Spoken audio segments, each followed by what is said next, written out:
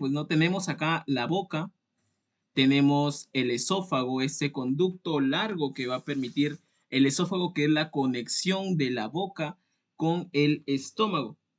Tenemos, por ejemplo, acá el estómago, el órgano que almacena los alimentos, ¿no? Con sus tres partes, el fundus o la cámara de gases, el cuerpo y el antropíloro, ¿no?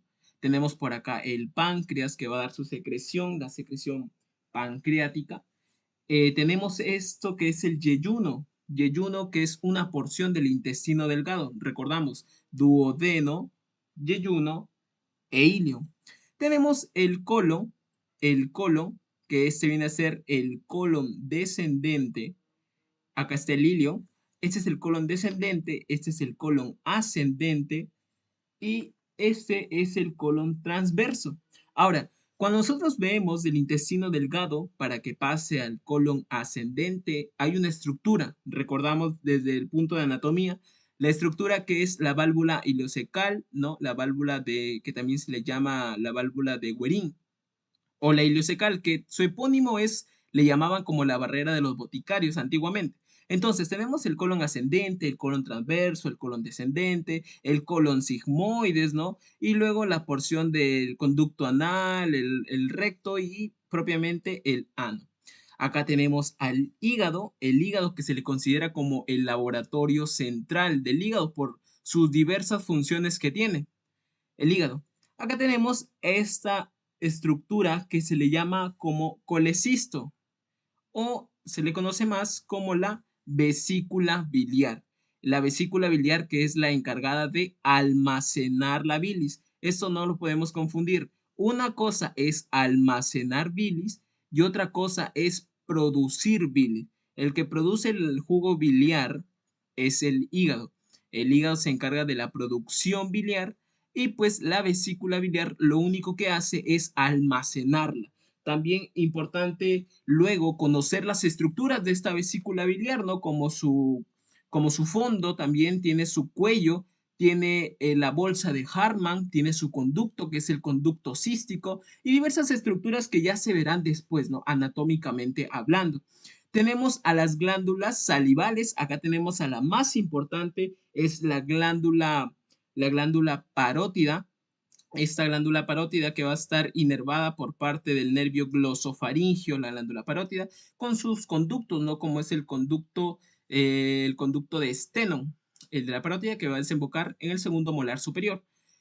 Y pues esto es respecto a un principio general del tubo digestivo. Entonces, cuando nos referimos hacia la boca, nosotros debemos entender que la boca es la preparación del bolo. Acá junto a otras enzimas como es la amilasa salival o la que también se le considera como tialina, es encargada de, en ese punto de la digestión de los almidones, de los carbohidratos, ¿no? Esta, recordar que la tialina actúa en un 20 a un 40%, no es en el 100%, porque vamos a poner acá la amilasa salival, la amilasa salival o también conocida como tialina, simplemente es del 20 al 40%. No es del todo, ¿por qué? Porque el que va a ser el mayor porcentaje es la amilasa pancreática.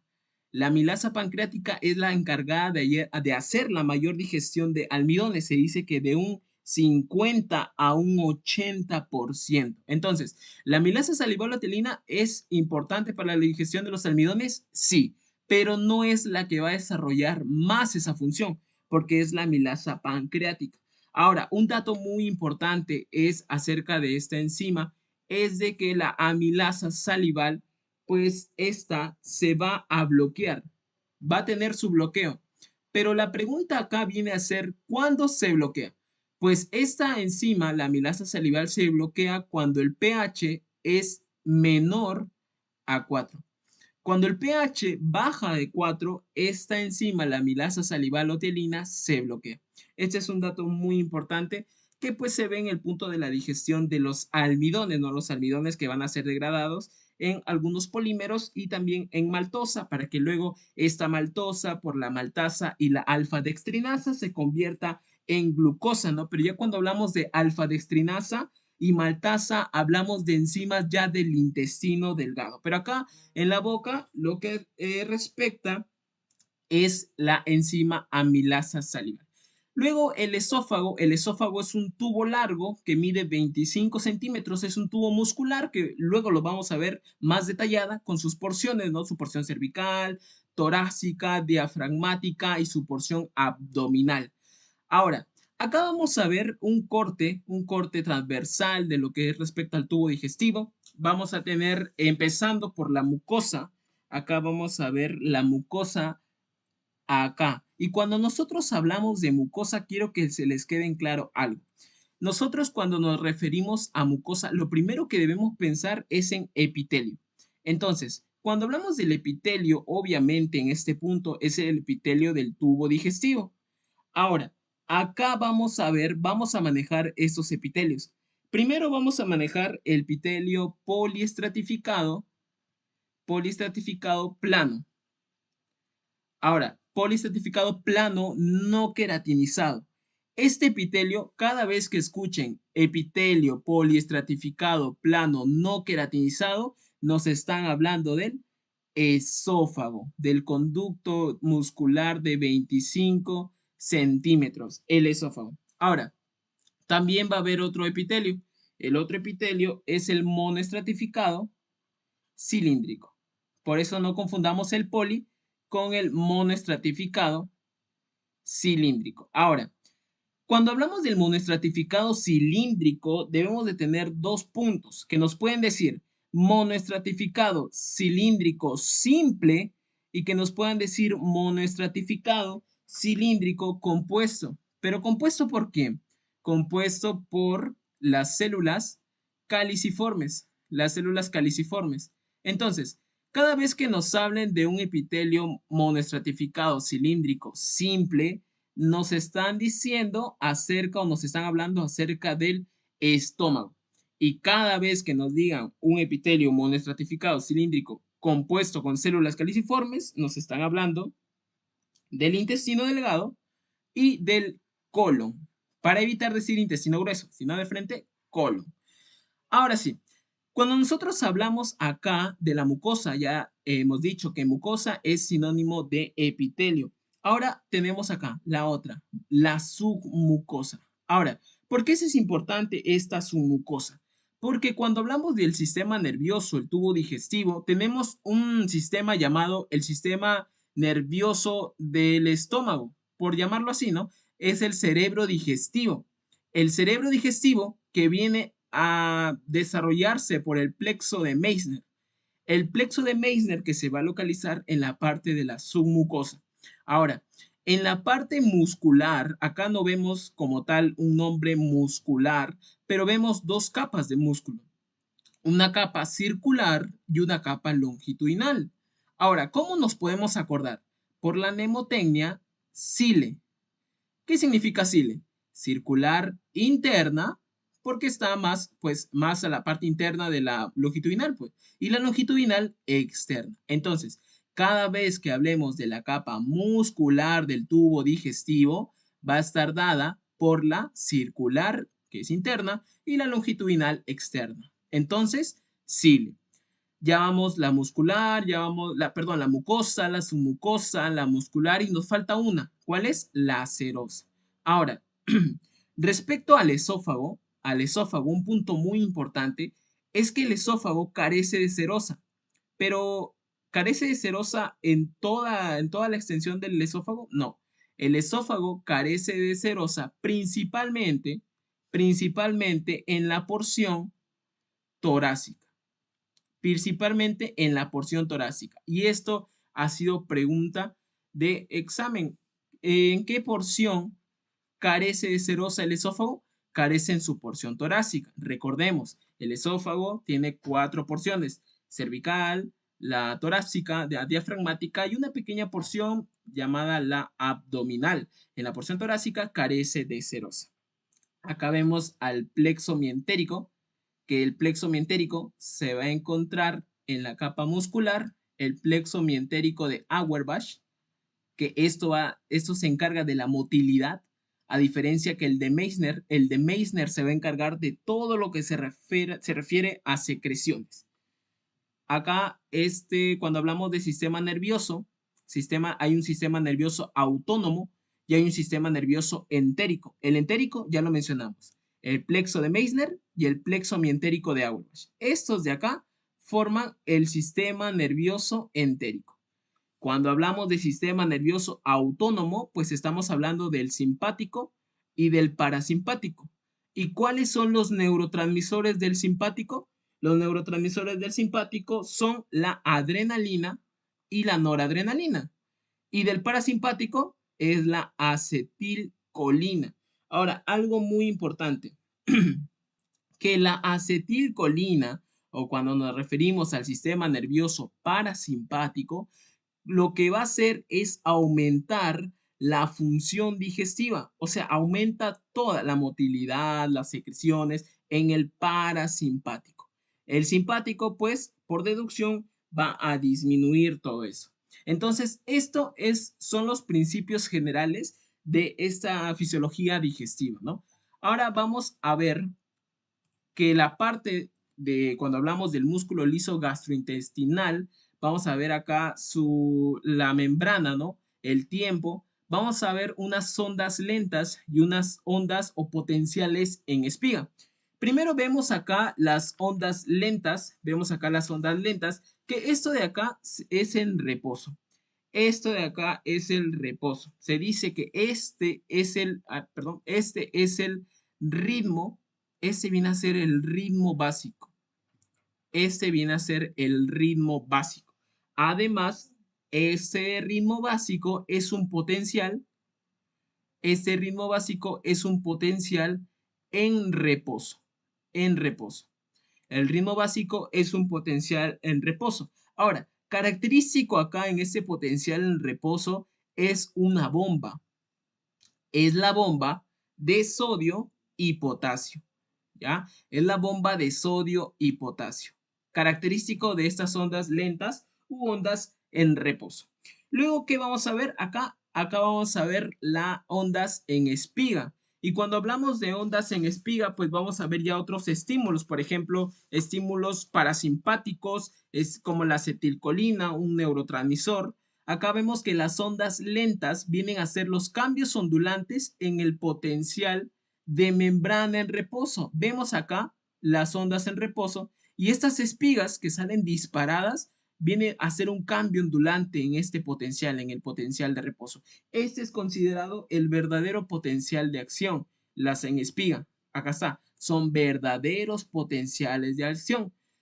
En el músculo gastrointestinal, estos potenciales en espiga duran entre 10 a 40 veces más que en las fibras nerviosas. Este es un dato muy importante. Que acá en el músculo gastrointestinal es de 10 a 40 veces más. La longitud oscila entre 200 a 500 micras. Entre 200 a 500 micras. Y recordemos que cuando hablamos ya de potenciales en espiga, potenciales en acción, va a ser estimulado ¿por qué? Acá, número 1, por la distensión. La distensión es un estimulante de los potenciales de acción o potenciales de espiga. ¿Cuál es el otro estímulo? La acetilcolina.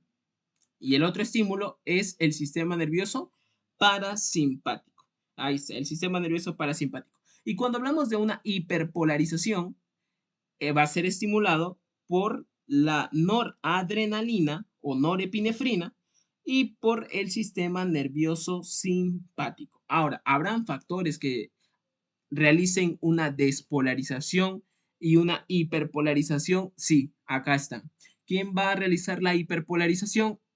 Va a realizar el efecto de la norepinefrina, estimulación de los nervios simpáticos, acá principalmente la norepinefrina, estimulación de los nervios simpáticos, el óxido nítrico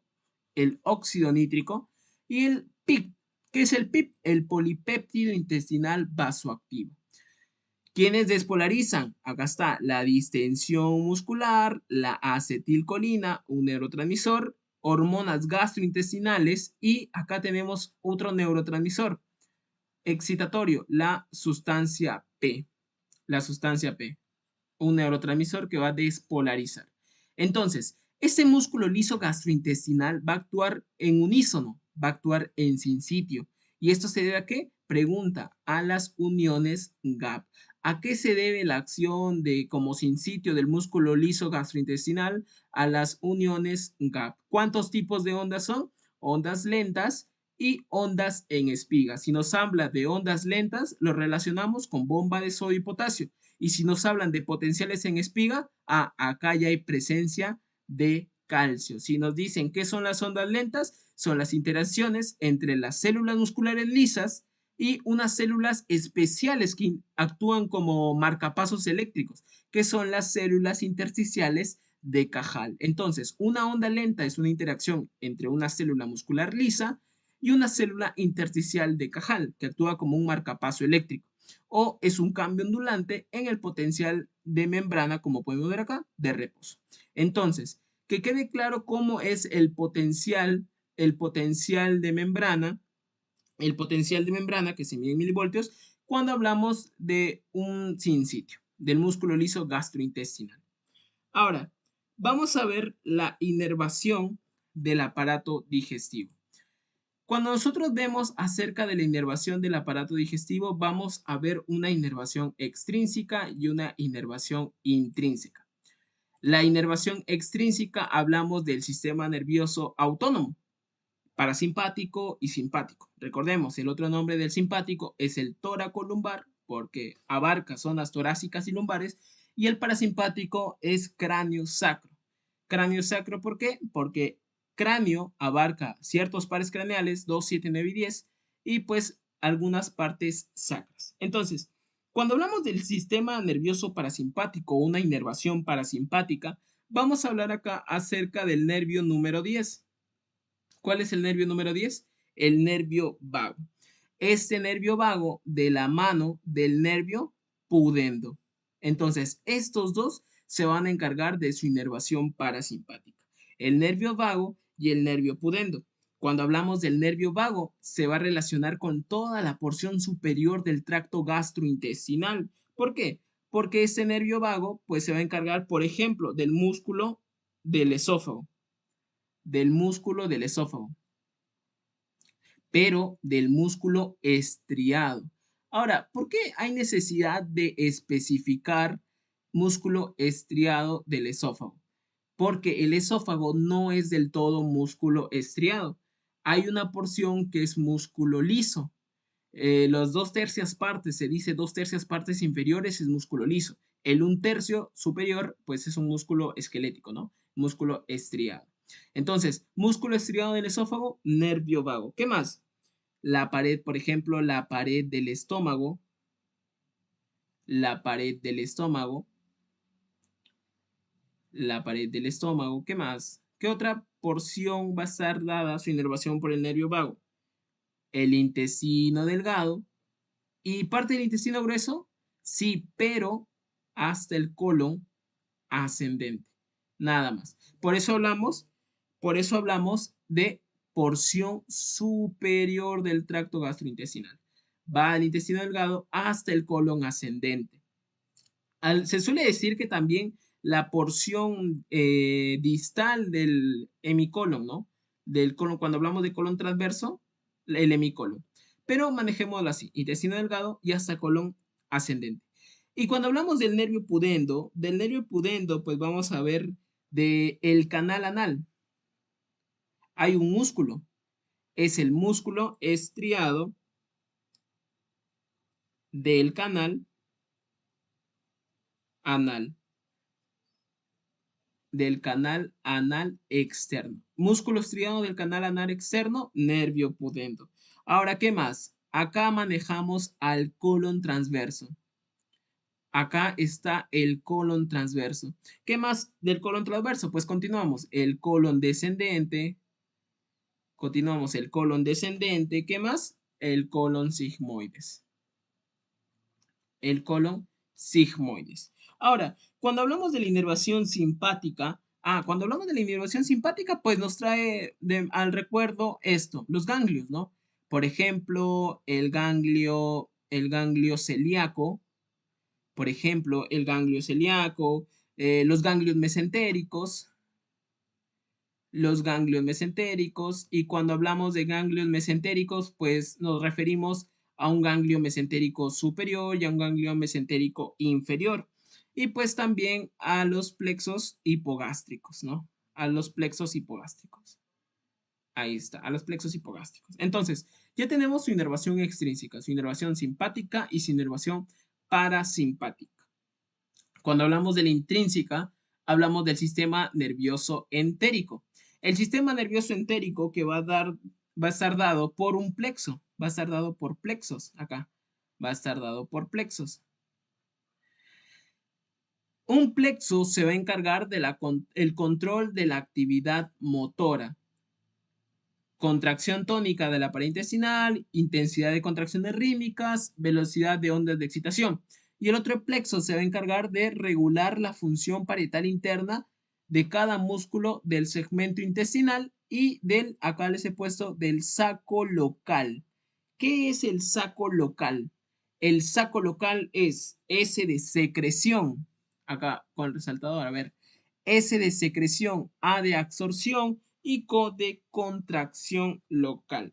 Entonces, si nosotros vemos la palabra secreción, rápido nos lleva a decir un plexo submucoso.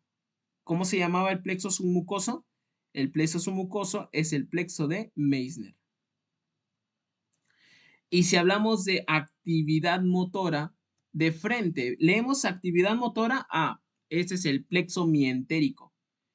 El plexo mientérico. Plexo mientérico de Auerbach. Ahí está. El plexo mientérico de Auerbach, control de actividad motora. ¿Y qué va a hacer con la intensidad de contracción? Aumenta la contracción tónica. La intensidad de contracciones rítmicas las aumenta también. Aumenta. ¿Qué pasa con la velocidad de ondas de excitación? También aumenta esta velocidad. Y por parte del plexo submucoso de Meissner, va a regular la función parietal interna de cada minúsculo o segmento intestinal y pues se va a encargar del saco local. ¿Qué era el saco local? Secreción, absorción y contracción local de la muscularis mucosae. ¿Qué era la muscularis mucosae? Acá en la parte del epitelio, en la parte de la mucosa, pues vamos a tener una zona epitelial y una parte de la muscularis mucosae junto con la lámina propia, ¿no? Con la lámina propia. Entonces, ahí está el plexo submucoso de Meissner. Cuando hablamos de la función secretora, vamos a ver que hay tipos de secreción y también cuánto se va a secretar diario y cuánto es su pH, y esto es muy importante. Por ejemplo, hablamos de la saliva. La saliva va a tener una secreción diaria de 1000 mililitros. 1000 mililitros de saliva por día, la secreción salival. La secreción gástrica, pero antes de esto, ¿cuál es su pH? Se dice que el pH de la saliva es entre 6 a 7. ¿Cuánto es el volumen diario de la secreción gástrica? Es de 1500. 1500 mililitros. ¿Y cuánto es su pH? Su pH es de 1 a 3.5. La secreción pancreática. Cuando hablamos de la secreción pancreática, pues vemos que tiene un volumen de 1000 mililitros, ¿no? Secreción por el páncreas con todas las enzimas pancreáticas. Con un pH, este sí es una sustancia alcalina de 8 a 8.3, ¿no? Que esto pues ayuda cuando se da el vaciamiento gástrico a amortiguar, ¿no? Amortiguar, porque viene todo un jugo muy ácido. Entonces, ¿quién ayuda a amortiguar? La parte alcalina de la secreción pancreática que se junta con la secreción hepática y biliar, ¿no? Por el conducto cístico, recordamos, acá está la vesícula viene con su conducto cístico, por parte del hígado viene el conducto hepático común, hepático derecho con el hepático izquierdo, forman el hepático común. Este hepático común con el conducto cístico van a formar un conducto que es el conducto colédoco. Este conducto colédoco va a continuar y se va a unir o va a desembocar en el mismo lugar donde desemboca este conducto. Por acá está el páncreas, por acá está el páncreas, ¿no? Ese conducto que nace en la cola del páncreas acá, que es el conducto pancreático principal, o también llamado el conducto de Wilson. Ese conducto de Wilson o conducto pancreático principal va a desembocar en la segunda porción del duodeno, porque recordamos que el duodeno tiene 4 porciones. Entonces, en la segunda porción del duodeno va a desembocar justo en la ampolla de váter, en una carúncula, en la ampolla de váter, la carúncula mayor, la ampolla de váter, y acá recordamos que hay un esfínter, que es el esfínter de Oddi, el esfínter de Oddi, que es el que ayuda a regular todo, que su principal estimulante es la CCK, la colecistoquinina. Acá está, el esfínter de Oddi. Listo. Entonces acá va a desembocar el conducto colédoco con el conducto de Wilson en la carúncula mayor, porque hay una carúncula menor. Esta carúncula menor está un poquito más arriba que la carúncula mayor y acá desemboca el conducto de Santorini, que también es del páncreas. Entonces, luego, el conducto de la bilis es 1000 mililitros. ¿Cuánto es su pH? Es de 7 a 8. Ese es su pH. La secreción del intestino delgado es de 1800 mililitros. 1800 mililitros y su pH es de 7.5 a 8. Las glándulas de Brunner. ¿Dónde se encuentran esas glándulas de Brunner? Las glándulas de Brunner se van a ubicar en el duodeno. En el duodeno se localizan las glándulas de Brunner. Estas glándulas de Brunner van a aportar con una secreción de 200 mililitros y pues su pH va a ser de 8 a 8.9. Y la secreción del intestino grueso o de la secreción del colon va a ser de 200 con un pH de 7.5 a 8. Si nosotros sumamos cuánto es el volumen diario de secreciones, pues es de 6.700 mililitros. Entonces, miren cuántas secreciones tenemos cuando se refiere a secreción gástrica, 6.700 mililitros. Ahora, acá he puesto un dibujo donde vemos, por ejemplo, la regulación nerviosa, pero parasimpática de la secreción salival. Esta regulación parasimpática de la secreción salival, que por ejemplo, acá tenemos al nervio facial. ¿Qué nervio es? El facial, recordamos, es el par craneal número 7, el facial. Y acá tenemos el nervio glosofaringio. ¿Qué par craneal es? El par craneal número 9. Ahora, cuando yo les mencioné en la parte de acá de inervación parasimpática, ¿por qué se le llamaba cráneo sacro? Porque abarca parte de los pares craneales, que es el 2, 7, 9 y 10. Y acá está el 7 y el 9. Por eso esto es una regulación parasimpática. Ese glosofaringio que va a regular, acá vemos en la imagen, acá arriba, ese es el núcleo salival superior y el núcleo salival inferior. Entonces acá tenemos los dos núcleos salivales, el núcleo salival inferior y el núcleo salival superior. Estos van a permitir la regulación mediante el glosofaringio ¿de quién? Del ganglio óptico. Y este ganglio óptico, ¿a quién ordena? A la glándula parótida. La glándula parótida está acá con su conducto, el conducto de Stenone, que el conducto de Stenone es un conducto que atraviesa músculos. Uno de ellos es el músculo bucinador para desembocar en el segundo molar superior y va a realizar una secreción por parte mucosa, ¿no? Mucosa porque ya tanto la submaxilar como la sublingual ya es una secreción mixta. Entonces acá la glándula parótida pregunta, ¿qué nervio es? El nervio glosofaringio. Luego, acá por ejemplo, también por parte del nervio glosofaringio va a ir a la lengua. A la lengua, recordamos, la lengua, aparte del glosofaringio, va a tener también al nervio hipogloso, que es el 12, el facial también, el 7, y al glosofaringio. En este caso, el glosofaringio, la lengua, y acá está el facial. En la parte de los estímulos gustativos, ¿no? En los estímulos gustativos.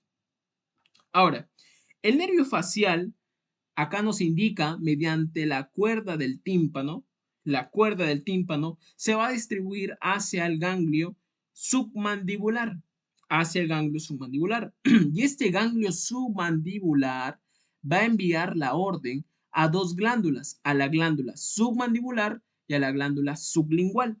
La glándula submandibular tiene un conducto que es el conducto de Wharton y la glándula sublingual tiene un conducto que se llama el conducto de Rivinus, ¿no? El conducto de Rivinus, acá lo voy a poner. La glándula submandibular tiene un conducto que es el conducto de Wharton y la glándula sublingual tiene un conducto que es el conducto de Rivinus. Y pues la glándula parótida, su conducto es el conducto de Steno. Ya está. Acá está el conducto de Steno. Ahora, todo esto es la función secretora, ¿no? La secreción de la saliva, ¿no? De la saliva, que se dice que cada minuto, eso es muy importante, que la secreción por minuto de saliva es de 0.5 mililitros por minuto. 0.5 mililitros de saliva. 0.5 mililitros de saliva. ¿Y cómo se regula? Pues acá está toda la regulación parasimpática, de la saliva. Listo. Ahora, vamos a pasar al peristaltismo esofágico, también llamado, que nosotros lo conocemos como la deglución. La deglución o también llamada peristaltismo esofágico. ¿Qué pasa acá? Acá pues va a tener la deglución, perdón, se movieron las diapos, acá está. La deglución va a tener tres fases. Primero, ¿qué es la deglución? La deglución es una respuesta refleja, desencadenada por impulsos aferentes. ¿Quiénes van a dar esos impulsos aferentes? El quinto par craneal, que viene a ser el trigémino, el noveno par craneal, el glosofaringio y el décimo, que es el vago. Son impulsos integrados por dos núcleos, el núcleo del fascículo solitario y el núcleo ambiguo. Estos datos son muy importantes. Ahora, estas fibras eferentes van a pasar a la musculatura faríngea. La faringia viene a ser la segunda etapa de la deglución. Y pues esto se va a encargar por estos pares craneales, el trigémino, el facial y el glosofaringio. Cuidado, estos pares craneales son distintos. Acá es trigémino, glosofaringio y vago. Y acá es trigémino, facial y, perdón, acá no es el glosofaringio, este es el 11. El 11 viene a ser el espinal o accesorio, el 11. Entonces, acá está la diferencia. Repasamos. Los impulsos aferentes es por el trigémino. Vamos a anotarlo. Trigémino. ¿Qué más? Es por el glosofaringio. Glosofaringio. ¿Y por qué más? Por el vago. Y acá, los eferentes o los impulsos integrados por el núcleo de los eferentes va a ser el trigémino, el séptimo que es el facial y acá es el onceavo. Lo vi como noveno, pero acá es el onceavo que es el espinal o también llamado accesorio. Si recordamos todos los pares craneales, ¿no? Importante, el olfatorio, el óptico, el motor ocular común, el patétrico o troclear, el motor ocular externo, el trigémino, el motor ocular externo, el facial, el auditivo, vestíbulo coclear, el glosofaringio, el vago, el espinal o accesorios y por último el hipogloso. Esos son los pares craneales y pues es muy importante saberlos. Ahora, presenta tres fases, una fase voluntaria y dos fases involuntarias. La fase voluntaria, que es la fase bucal, la fase de la boca, y pues dos voluntarias, que es la faringea con la esofágica. Ahora, en esta fisiología de la deglución va a haber una inhibición de la respiración y un cierre de la glotis. Ahora, ¿cómo es esto? Miren, en el dibujo estamos viendo, por ejemplo, acá vemos al alimento, ¿no? La lengua, la glotis, la tráquea, el esófago, el paladar duro. Entonces, acá ¿qué estamos observando? Observamos cómo la lengua empuja el alimento hacia la parte posterior de la boca. La lengua está empujando el alimento. Para que después, acá podemos observar el paladar blando. Miren cómo está acá. ¿Cómo está acá el paladar blando? Y miren cómo está acá. Para que después este paladar blando suba. El paladar blando se eleva. ¿Para qué? Para que el alimento para que de esta forma se evita que el alimento entre a las vías nasales. Para que el alimento entre a las vías nasales, el paladar blando se eleva. ¿Qué pasa después? Acá, este cartílago, la epiglotis o epiglotis, cubre la glotis para evitar que el alimento, acá mira, ¿cómo está el epiglotis acá? Mira. Y mira la diferencia acá. Cubre la epiglotis para que el alimento evite entrar a las vías aéreas. Por eso se dicen que cuando uno come no debe estar hablando, para evitar esto, ¿no? Para evitar que ingrese a las vías aéreas. Ahora, acá también el esfínter esofágico superior se va a relajar. Recordemos que el esófago tiene dos esfínteres esofágicos. Bueno, dos anatómicos. Se menciona en la existencia de un esfínter fisiológico que se encuentra justo en el hiato diafragmático. Pero bueno, eso lo vamos a explicar más adelante. Ahora, ¿y qué pasa en esta fase? Pues una vez que ya la epiglotis tapa la glotis y el alimento continúa, entonces acá el alimento desciende. Y todo ese proceso es la deglución. Ahora, algo muy importante, que la musculatura de la unión gastroesofágica es totalmente activa, pero se relaja con la deglución. Entonces, vamos a ver cuáles son las tres fases de la deglución, la voluntaria y las dos involuntarias.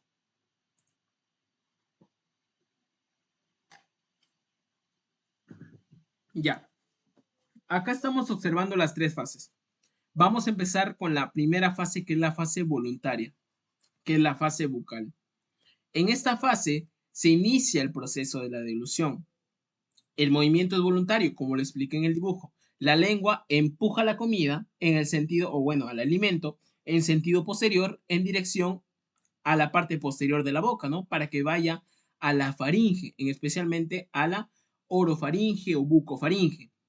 Recordemos que la faringe tiene tres porciones: naso, buco y láringo, ¿no? Lárigo o hipofaringe. La presión hacia arriba y hacia atrás de la lengua contra el paladar. Lo explicamos en la imagen. Ahí está el alimento, la lengua empuja para que pase a la faringe, ¿no? Lo empuja hacia la parte posterior. ¿Qué pasa en la fase faríngea o la fase involuntaria? La duración es menor a 2 segundos. El paladar blando, acá, el paladar blando se eleva. Mira, acá vimos, este paladar blando acá está abajo. Y acá el paladar blando, aquí mira, acá está abajo. Y acá el paladar blando se va a elevar para evitar el ingreso a las vías nasales, ¿no? Para que tape las coanas, se taponea las coanas y así se evita el ingreso a las vías nasales. ¿Qué más? Hay un desplazamiento hacia la línea media aproximándose entre sí de los pliegues palatofaringios y van a formar esta hendidura importante, la hendidura sagital selectiva. ¿En dónde se forma la hendidura sagital selectiva? En la fase faríngea o la primera fase involuntaria. ¿Qué más? Hay un ascenso de la laringe, la relajación del esfínter esofágico superior. ¿Por qué? ¿Qué pasa si este esfínter esofágico superior no se relaja? Al contrario, se contrae. Pues impide el ingreso del alimento. Y pues contracción de la musculatura esofágica. Recordemos que el esófago es un conducto muscular, una porción esquelética y la otra porción lisa, las dos tercias porciones lisas, las dos terceras partes inferiores. Pasamos a esta fase. Pasamos a la fase esofágica o la fase involuntaria. Ahora, esta fase, la fase esofágica o la fase involuntaria, tiene una duración de 8 segundos. Acá miren la diferencia. Duración menor a 2 segundos y esta duración de 8 segundos. Ahí se ve la diferencia de tiempo. ¿Por qué? Porque este esófago va a constituir varios peristaltismos. Bueno, si es que existe ya un peristaltismo primario y con eso se concreta todo el proceso de la deglución, ya no habrá necesidad de una segunda onda, o sea, ya no habrá necesidad de un segundo peristaltismo. Hay un tercer peristaltismo, pero ese peristaltismo es un peristaltismo patológico, que es el tercer peristaltismo. Este tercer peristaltismo genera dolor, no es propulsivo. Esto es muy importante. El peristaltismo terciario no es propulsivo. ¿Y dónde aparece? Aparece en los espasmos difusos esofágicos. El peristaltismo terciario aparece en los espasmos difusos esofágicos. Ahora, Los dos tipos de peristaltismo que siempre ocurre, casi siempre, es el peristaltismo primario y el peristaltismo secundario. El secundario que se da por los nervios glosofaringio y vago. ¿Por qué? Porque el glosofaringio y vago en un tercio superior, como les expliqué, músculo estriado, y los 2 tercios inferiores es músculo liso. Y si hablamos de liso, es el nervio vago. Ahora, acá, los impulsos motores procedentes del centro de la deglución, porque hay un centro de la deglución, acá está el centro de la deglución, que es donde se encuentra en el bulbo raquídeo. Recordemos que la médula oblongada o el bulbo raquídeo se encarga de las funciones vitales y no vitales. Por ejemplo, gracias al bulbo raquídeo nosotros podemos tener náuseas. Gracias al bulbo raquídeo se da el proceso de la deglución. Los impulsos motores que proceden del centro de la deglución en el bulbo raquídeo van a viajar hacia la faringe y la porción superior del esófago. ¿Por medio de quién? Esto es muy importante. Por eso se los he puesto en un cuadrito. Porque es muy importante saber que estos nervios son los encargados de la deglución. Si falla uno de estos, hay un déficit en la deglución. El 5, el 9, el 10 y el 12. El trigémino, el glosofaringio, el vago y el hipogloso. Entonces, estas son las fases de la deglución. Estas 3 fases nos van a ayudar para que el alimento pueda pueda ser sometido a esta función que es la función de la deglución. Ahora sí pasamos a este esfínter. El esfínter llamado esfínter esofágico. Acá está, el esfínter esofágico inferior. Ahora, ¿cómo funciona esto? Vamos a hablar acerca del esófago. Para entender esto, debemos ver la anatomía, un poco, repasar la anatomía del esófago. Y pues cada vez que nos salen de anatomía debemos sonreír porque la anatomía es muy bonita, ¿no? Entonces, cuando hablamos de la anatomía del esófago, generalidades es un conducto cilíndrico muscular, recordemos, muscular, tapizado por mucosa. ¿Cuál era el epitelio del esófago? Un epitelio polistratificado. ¿Cómo era el epitelio? Y no queratinizado. Recordamos eso, ¿no? Era un epitelio polistratificado, plano, no queratinizado. El epitelio del esófago. Une la faringe con el estómago. Presenta 3 estrechamientos. El estrechamiento cricofaringio o faringoesofágico, el estrechamiento aórtico bronquial y pues el estrechamiento diafragmático. Recordemos que el aórtico bronquial se da a nivel del callado de la aorta, pues no como acá lo dice, aórtico bronquial, y pues el diafragmático a nivel del hiato diafragmático. Recordemos que el diafragma tiene 3 hiatos, a nivel de T8, a nivel de T10 y a nivel de T11. Uno de ellos es el esofágico, el otro es para la vena cava y pues el otro ya es para esto de los vasos, ¿no? La vena cava y pues el esofágico que es por el hiato diafragmático. Ahora sí, presenta 2 esfínter, un esfínter anatómico y un esfínter funcional.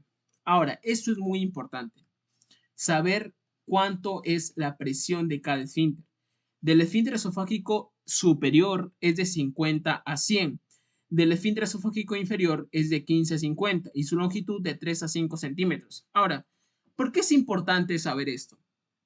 Porque hay una enfermedad que se le llama la enfermedad del reflujo gastroesofágico, la enfermedad del ERGE. La enfermedad del ERGE o reflujo gastroesofágico, ¿cuándo se da? Se da cuando la presión del esfínter esofágico inferior es menor a 10 milímetros de mercurio. Es hipotónico.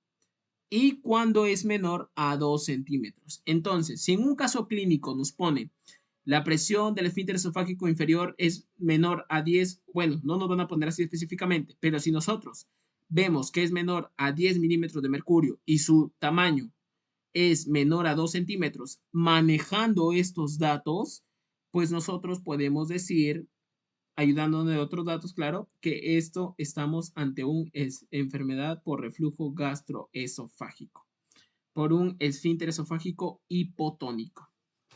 Ahora, cuando vemos de anatomía, pues vemos que este esófago se va a iniciar a nivel de C6, ¿no? A nivel de C6 se inicia el esfínter esofágico superior se dice que 15 centímetros, cuando ustedes pongan imágenes del esófago, le van a poner así, 15 centímetros AD.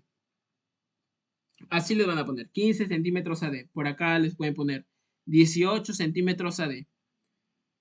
Por acá, donde va a haber una curvatura, le van a poner, por ejemplo, 24 centímetros AD.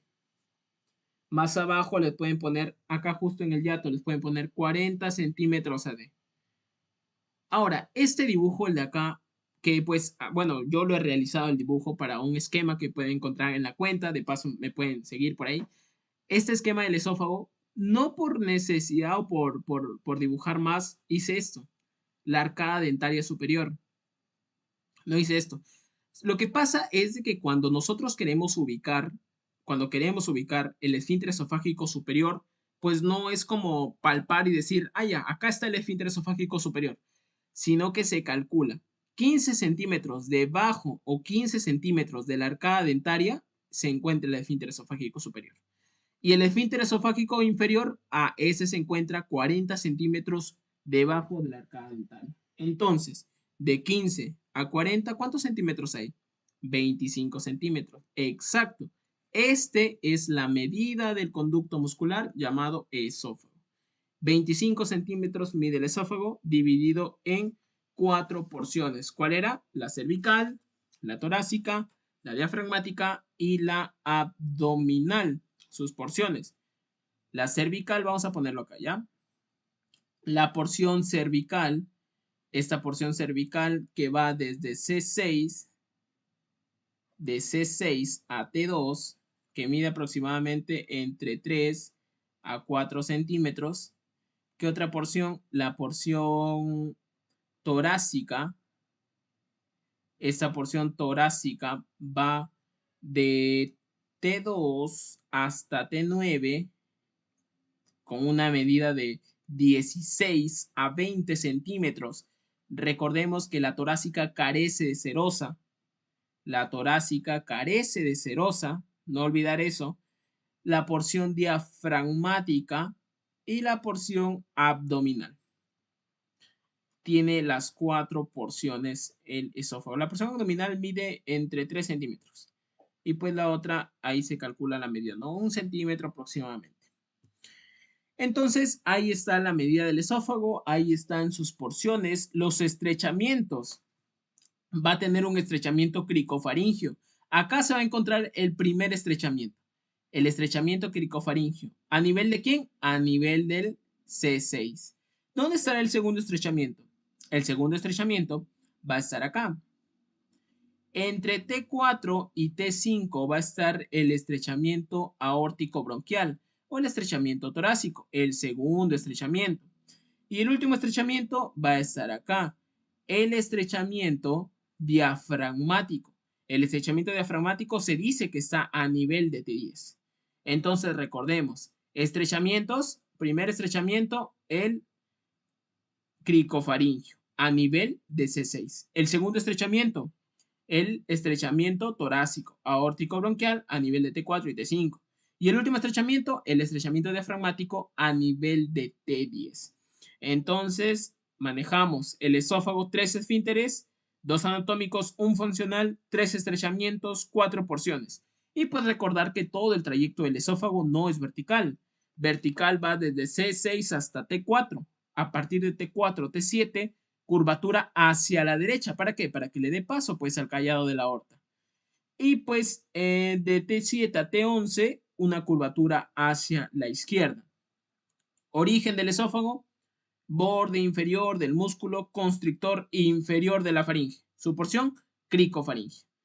Así manejamos el origen. Repito, ¿dónde está el origen del esófago? Borde inferior del músculo constrictor inferior de la faringe. Su porción, cricofaringe. ¿Dónde podemos ver eso? Eso lo vemos acá, miren. En este dibujo de acá. ¿Cuál vendría a ser el músculo cricofaringe? Acá, mira. Este músculo de acá, este viene a ser el músculo. ¿Qué músculo? Cricofaringio. Ese es el músculo cricofaringio. ¿Y esto qué viene a ser? Esto viene a ser el músculo constrictor inferior de la faringe. Inferior. Ahora, ¿por qué es muy importante esto? Porque entre el músculo constrictor, mira, músculo constrictor y el músculo cricofaringio, se forma un triángulo. Importante este triángulo. Mira, acá observamos este triángulo. Entre el músculo cricofaringio y el músculo constrictor inferior de la faringe, su porción cricofaringea, se forma un triángulo llamado el triángulo de Killian. El triángulo de Killian. Ahora, ¿por qué es importante este triángulo de Killian? Porque acá, en el triángulo de Killian, es donde la parte posterior del esófago sobresale. ¿Mediante un qué? Mediante un divertículo. ¿Y cómo se le llama a ese divertículo? A ese divertículo se le llama el divertículo faringoesofágico, pero es muy conocido con el divertículo de Schenck. Entonces, ¿qué es el divertículo de Schenck? Cuando la parte posterior del esófago sobresale. ¿En dónde? En el triángulo de Killian, que se forma por el músculo cricofaringio con la porción inferior o el borde inferior del músculo constrictor inferior de la faringe. Entonces, ahí está. Tenemos esta patología del divertículo y pues la enfermedad por reflujo, que se dice que se evitan alimentos como el café, el chocolate, las cebollas, etc. Entonces pasamos a la parte de secreción gástrica. Ya. Cuando nos referimos a secreción gástrica, ya cuando hablamos de secreción gástrica, pues vamos a ver que acá tenemos una fosa gástrica. Acá está la fosa gástrica. Acá está la fosa gástrica. Acá tenemos a una capa. ¿Cómo se llama esta capa? Esta capa es la capa de mucosa. La capa de mucosa. ¿Qué viene a ser esto? Esto viene a ser un epitelio de superficie. Esto viene a ser las células mucosas del cuello. Acá vienen unas células, mira, que están acá. Las células oxínticas o parietales. De estas células vamos a hablar. De las parietales oxínticas. ¿Por qué? Porque esas tienen una función principal. ¿Cuál es su función? La función es liberar HCl, el ácido clorhídrico. Y no es lo único que secreta. No es lo único que secreta el ácido clorhídrico. El ácido clorhídrico, aparte del ácido clorhídrico, es el factor intrínseco de Castle, el FIC, las células parietales oxínticas, que lo que permite el factor intrínseco de Castle es que se pueda permitir o aumentar la absorción justo en la parte del ilion distal de la vitamina B12, la cianocobalamina. Entonces acá ponemos, el FIC permite que aumente la absorción de la vitamina B12 o la cianocobalamina en la porción distal del duodeno. Acá tenemos otras células, las células SL, ¿no? Acá tenemos las células principales osimógenas.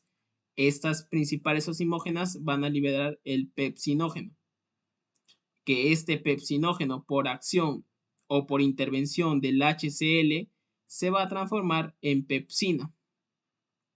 Algo importante de la pepsina es que la pepsina es una enzima que va a degradar proteínas. La pepsina degrada proteínas. Esto justo se ve en la digestión de proteínas. Perdón, acá está. La pepsina, la digestión de proteínas. Ahora, esa pepsina, así como en la primera diapositiva les mencioné de la amilasa salival o tialina, la pepsina va a tener un pH óptimo. Su acción de la pepsina va a aumentar. La acción de la pepsina va a aumentar cuando el pH está de 2 a 3. Algunos manejan de 1.5, pero vamos a manejar de 2 a 3 según el libro Guyton, ¿no? Aumenta la acción cuando el pH es de 2 a 3. ¿Y cuándo va a ser inactivada o cuándo su función va a disminuir?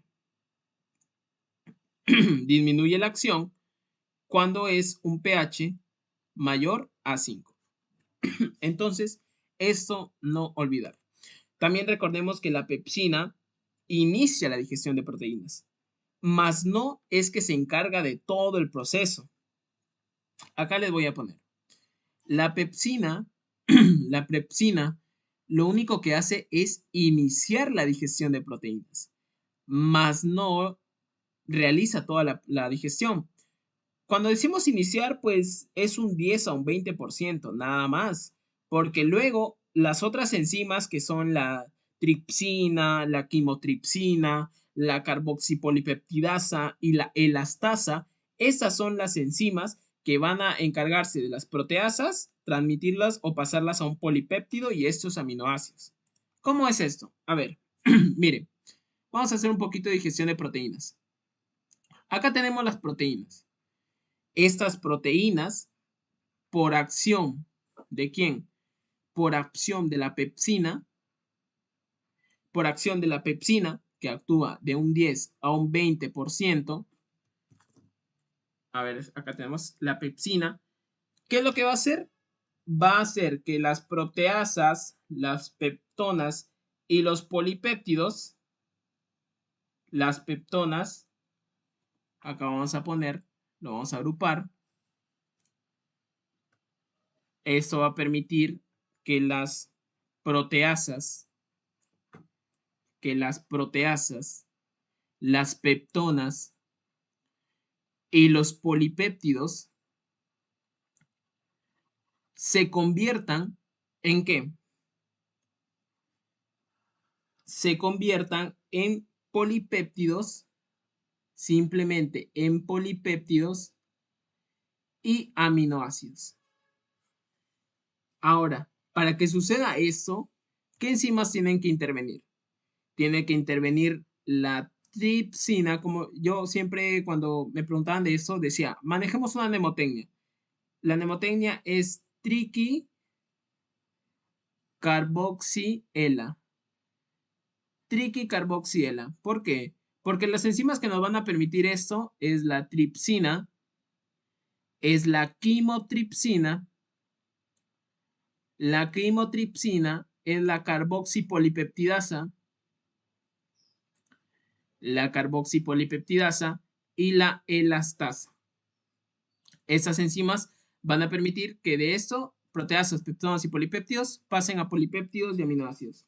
Y luego, pues, por las peptidasas, por la peptidasa, esto se convierta en aminoácidos. Entonces, ahí está. Esa es la digestión de proteínas. La pepsina solo interviene en el 10 al 20%.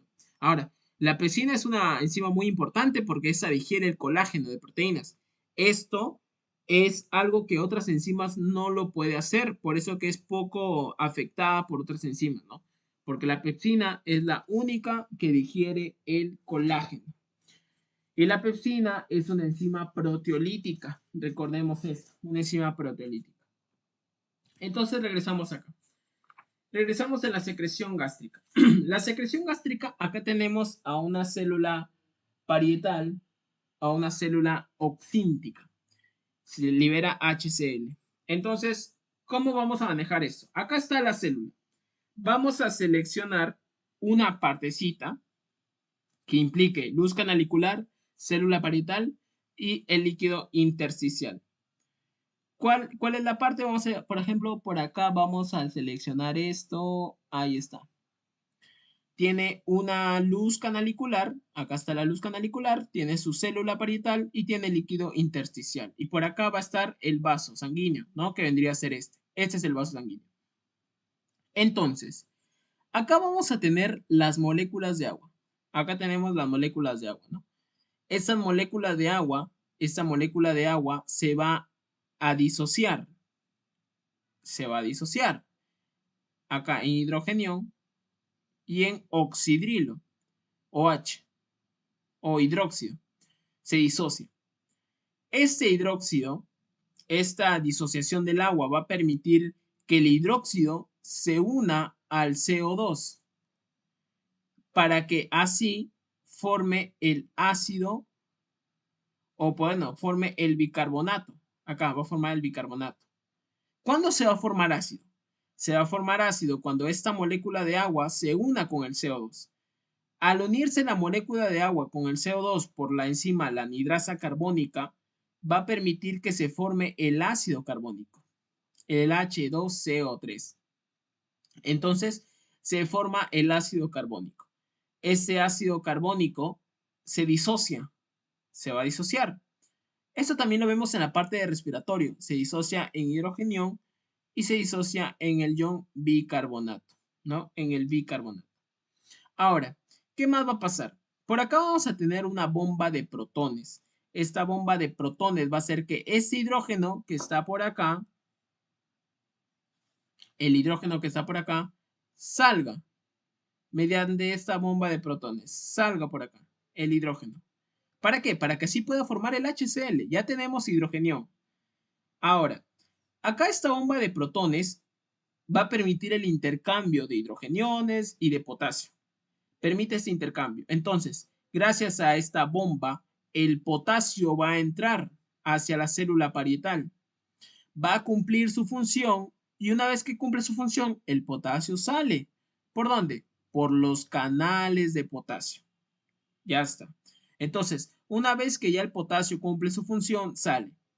Ahora, acá tenemos el vaso sanguíneo. ¿No? Acá tenemos el vaso sanguíneo. Acá el vaso sanguíneo va a haber cloro. Acá vamos a encontrar cloro. Pero la célula parietal necesita de este cloro. Entonces le pide al vaso sanguíneo que le envíe este cloro. Pero el vaso sanguíneo le va a decir, yo te doy el cloro, pero tú dame a cambio algo. La célula parietal le va a decir, yo te doy a cambio este bicarbonato que es formado por la disociación del ácido carbónico. La disociación del ácido carbónico forma el bicarbonato. Yo te doy este bicarbonato y tú me das el cloro. ¿Qué te parece? Y pues el vaso sanguíneo acepta. Entonces el vaso sanguíneo recibe este bicarbonato por un antiporte, ¿no? Por un intercambio antiportador. Este intercambio antiportador hace que el vaso sanguíneo se llene de bicarbonato y el vaso sanguíneo le devuelva cloro o le dé cloro a la célula parietal. Para que una vez este cloro estando en la célula parietal salga por los canales de cloro hacia la luz canalicular. Entonces, ¿se acuerdan que acá ya estaba formado el hidrogenión y acá estaba formado el cloro? ¿Qué va a dar origen? Va a dar origen el HCl, el ácido clorhídrico. Entonces, es por esto que llegamos a la conclusión de que la célula parietal oxíntica forma el HCl por todo ese mecanismo. ¿Van a haber receptores? Sí, por ejemplo, acá está el receptor de acetilcolina, acá está el receptor de gastrina y acá va a estar el receptor también de histamina. Pero hay receptores de histamina, 1, 2 y 3. Acá va a estar el receptor de histamina 2.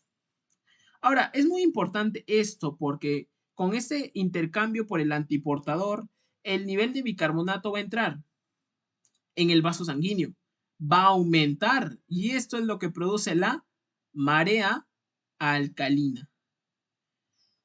Nos preguntamos, ¿por qué a veces después de comer nos da sueño por esos niveles elevados de bicarbonato que producen la marea alcalina? Entonces, aquí está la explicación de cómo se forma el ácido clorhídrico, cómo es esta formación o síntesis de ácido clorhídrico por las células parietales u oxínticas. Ahora, esta secreción gástrica va a tener fases. ¿Cuáles son sus fases? La fase cefálica, la fase gástrica y la fase intestinal. La fase cefálica, también llamada neurógena, la fase cefálica es también llamada neurógena, es también llamada vagal, neurógena, vagal o cefálica. Pues, ¿por qué vagal? Por la acción del nervio vago. Estimula la secreción del jugo gástrico. La fase cefálica va a ser la encargada del 30% de la secreción gástrica. Ahora, esta fase cefálica va a estar bloqueada por la atropina. La atropina es un bloqueador de esta parte del vago, ¿no? Va a ser bloqueada o tras una vagotomía. Va a bloquear los receptores, la atropina. O por medio de una vagotomía, pues la fase cefálica queda bloqueada. La estimulación vagal se va a dar por el aumento de gastrina y por una disminución de una somatostatina antral. Entonces, esta fase va a ser estimulada por la percepción de olores, por la percepción visual, que en los animales pues sería cuando nosotros tenemos una mascota y enseñamos una comida, empieza con el reflejo de la saliva, ¿no? Empieza a botar baba, como decimos. Entonces, eso es la fase cefálica, mediante estos receptores. Ahora, luego pasamos a una fase gástrica, que es el 60% de la secreción gástrica. Los alimentos, una vez que penetran en el estómago, empieza a liberarse mayor parte del jugo gástrico, el 60%. Ahora, esto pues va a darse por una estimulación de la gastrina y por una estimulación de la histamina. ¿Dónde hemos visto eso? ¿Dónde hemos visto de los receptores? Acá, mira, gastrina e histamina. Entonces, estos se van a encargar de la fase gástrica, la gastrina y la histamina. También los reflejos vasovagales del estómago al encéfalo y los reflejos locales entéricos. La fase gástrica se encarga del 60%, es la mayor parte de toda la secreción gástrica. Y por último, tenemos la fase intestinal. La fase intestinal simplemente es el 10% de la secreción gástrica. Ahora, en la fase intestinal vamos a tener tanto mecanismos nerviosos y mecanismos hormonales, nerviosos hormonales. Y pues la presencia de alimentos acá va a estar en la parte proximal del duodeno, aquí. Entonces, la mayor parte de la secreción gástrica va a ser dada por la fase gástrica y la menor parte por la intestinal. La fase cefálica es intermedia porque esta pues estimula el 30% del jugo gástrico. Ahora, para terminar ya con unos simples anexos, por ejemplo, de enzimas, que esto siempre suelen preguntar de las enzimas y lo vamos a manejar así. El tripsinógeno, que vamos a hablar de enzimas pancreáticas, el tripsinógeno se va a convertir en tripsina. Y esta tripsina es vital para todo. ¿Por qué? Porque la tripsina va a permitir lo siguiente. La tripsina va a permitir que, por ejemplo, el quimiotripsinógeno pase a quimiotripsina. El quimiotripsinógeno pase a tripsina. ¿Qué más va a permitir? Que las proelastasas pase a qué? La proelastasa pase a ser una elastasa. ¿Qué más permite la tripsina? Ah, esto que es muy importante, la procarboxipeptidasa. La procarboxipeptidasa. ¿Qué es lo que permite la procarboxipeptidasa? Que por el parte del tripsinógeno, perdón, por la tripsina, se convierta simplemente a una carboxipeptidasa. Recordemos que hay dos tipos, la procarboxipeptidasa A y la procarboxipeptidasa B. Carboxipeptidasa, nada más. ¿Qué otra? Por ejemplo, la profosfolipasa A2. La profosfolipasa A2. Esta profosfolipasa 2 por la tripsina simplemente va a estar en una fosfolipasa A2. Ahí está.